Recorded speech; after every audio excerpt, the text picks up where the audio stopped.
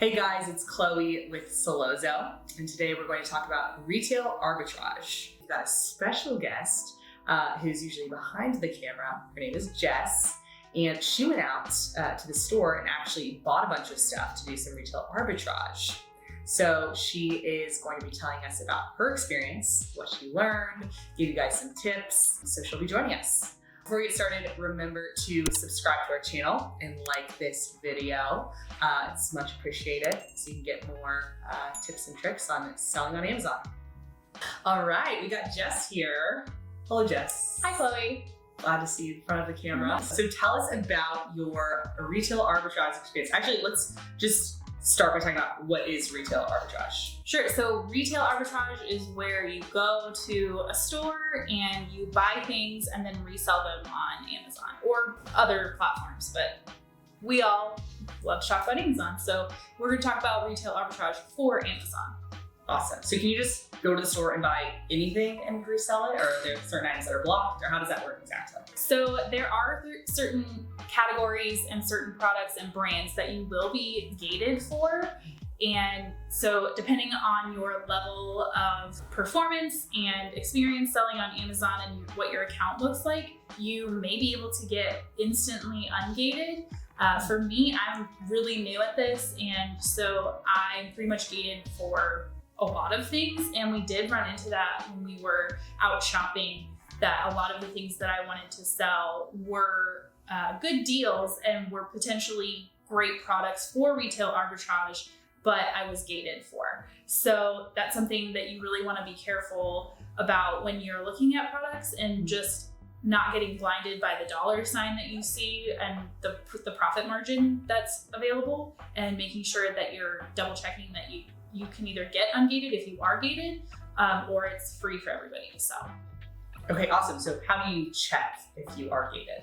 So we went over kind of a little bit of this, when we were out in the wild doing our retail arbitrage. And it's actually really easy. When you have the Amazon seller app open on your phone, you can just scan a UPC or a barcode on a product, and it'll come up and it'll either have a price tag next to it and say sell, which means you can go ahead and sell it, or it'll say request approval. And then you can go in and go through the steps and see if you'll get that instant approval.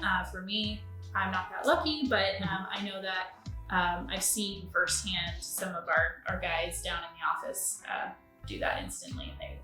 For something like Disney, they got instantly gated. That's impressive. So, normally you'd need like an invoice from a wholesaler, distributor, or the manufacturer themselves in order to prove that you're validated by the manufacturer, the brand, or one of their other entities to sell.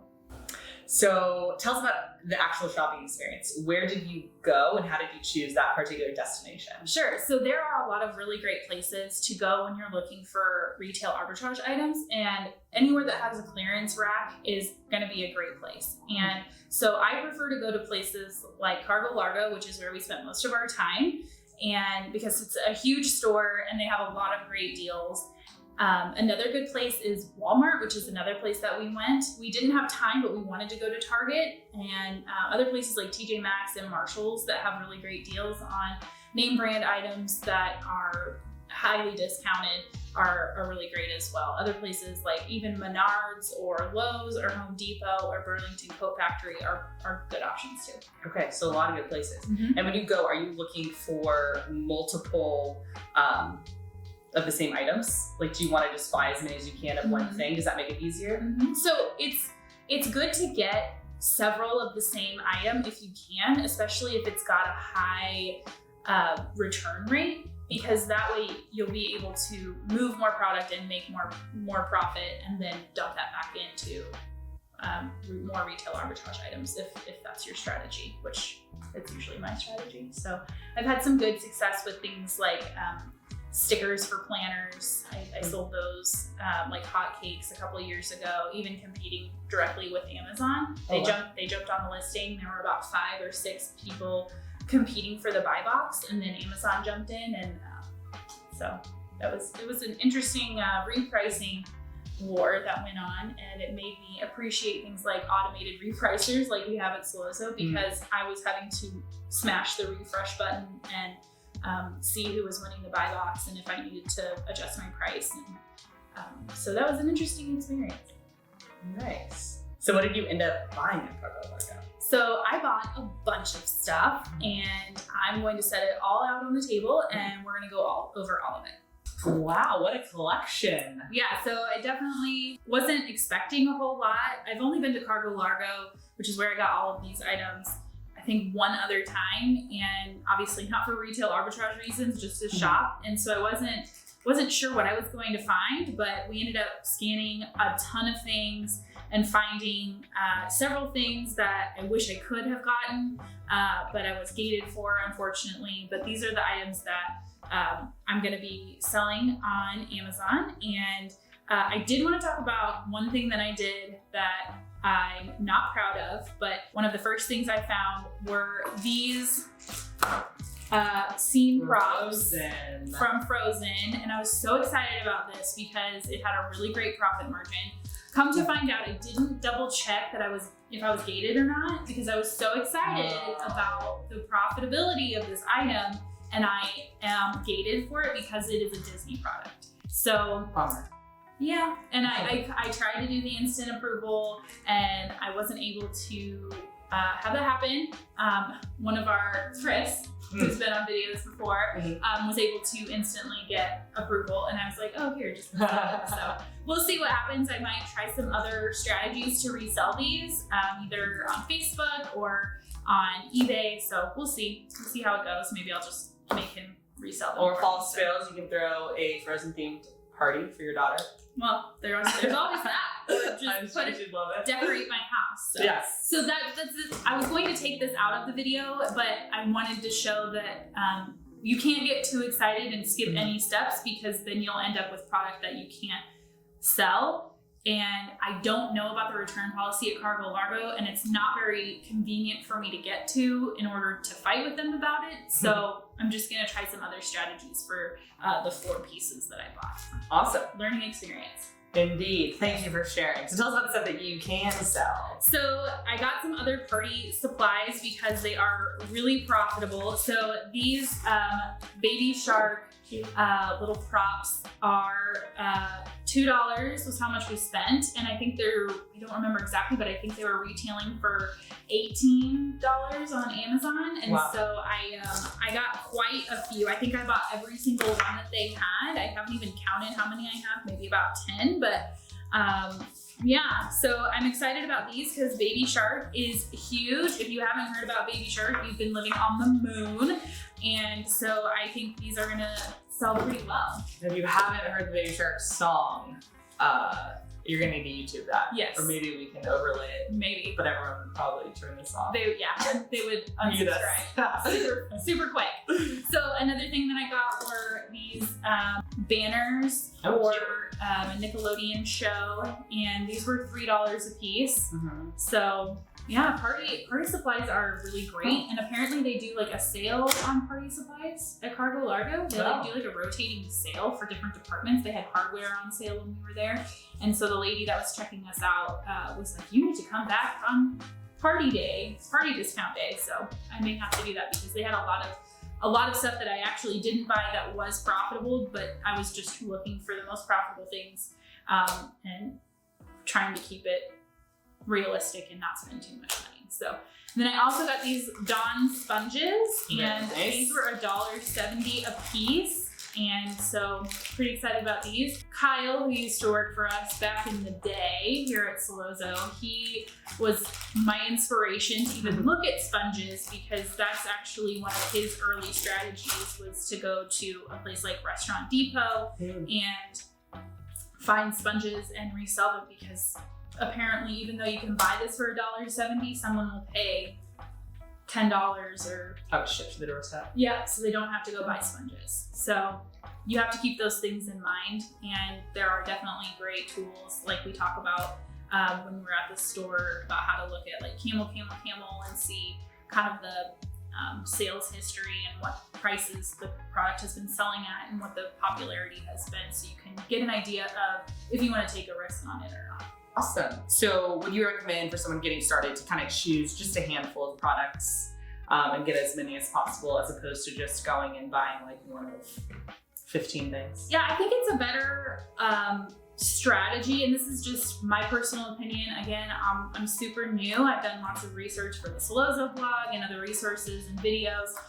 So it's my personal strategy for retail arbitrage to get as many things as I can for a particular product, as many items as I can, so that way, if this is a really hot selling product, then I can sell, the 10 or 20 that I have, and I know that it's going to be, a longer game for me than if I just have, there's only 3 of these. I think that's all that they had, but it's got a great profitability for it. So I would have preferred to have bought more, but they didn't have that many. So I prefer to buy more and fewer items, because there's less ASINs to kind of monitor while I'm getting the hang of things, and it's less to ship.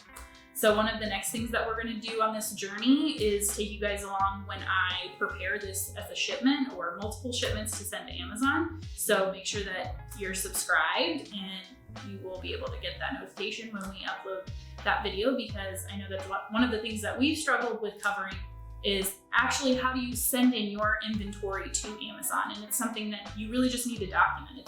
It's much harder to write about than it is to just show you, and so we're going to show you. So make sure you're checking back for that video. We'll have a packing party. Yes, we will. You're going to help me? Yes. Perfect. Can't wait. Perfect. Okay, so did you have any particular benchmarks when it came to picking products, other than wanting to buy multiple of a certain item? Yeah, sure. So I did lots of research for this before we went out. I wanted to see what other YouTubers were doing and what other sellers were using as their benchmarks for picking products, because everybody's goals are going to be different, but it seemed like you wanted to pick something that you were obviously eligible to sell, because you end up with products that you can't resell on Amazon, and that puts you in a pinch and having to come up with other strategies. So definitely double and triple check that before you buy it, you can sell it on Amazon or get that instant approval. And the other thing is that you want to make sure that you're making at least $3 in profit per unit. And some of them come close, but you want to make sure that it's at least $3. So that way that you're getting that good return. And then you also want to make sure that you're getting a 50% ROI. Got it. So we say $3 in profit. That's what you're calculating before all the shipping costs? That's with shipping. With shipping costs. Okay, got it. Yep. So we use Scabify, and that's by Inventory Labs, and they have a 30-day free trial. And so I signed up for that, and you do have to have a professional selling account in order to use it. And so we just used that and scanned it, and it made it so simple. You just put in what your list price would be and what you'd be paying for the item, and then it will calculate all of those fees for you. Oh, nice. For what it would be to list it on Amazon. And then the only thing that it won't take into account is obviously how much it'll be to ship the product to Amazon. So that's why you need to make sure that you leave a little bit of wiggle room for yourself to factor in that for your profitability. Got it, because they're looking at FBA fees and referral fees. Okay. Yes. Yeah. Good to know. And another thing probably to note is you did choose items that are really light and easy to ship, so you're probably counting on a lower shipping cost to the warehouse. Yes, and I think I do that naturally just because I've done this a couple of times before, and I try to gravitate towards those items that I know are not super bulky. I can fit multiple in a package, so that way when I'm creating the inventory lists, like you'll see in our upcoming videos, I can fit 5 or 3 sponges and 2 baby shark props in one box, versus we were looking at a Scrabble game that I was gated for, but it was a really great product because we could have bought it for $13 and it was selling for $37 on Amazon. And unfortunately I was gated. For that profitability, I would have taken the risk of having the higher shipping costs just because of the difference between the purchase price and the resale price. But you do have to take in those kinds of things when you're making your decisions out in the stores. All right. Well, thank you, Jess, for sharing your expertise. You're welcome. I know we're still early in the process here, so I'm excited for a packing party. Yes. So make sure that you are subscribed to our YouTube channel and that you like this video. That way you'll get a notification once we do package all this stuff up and get ready to send it to Amazon. Thanks for watching.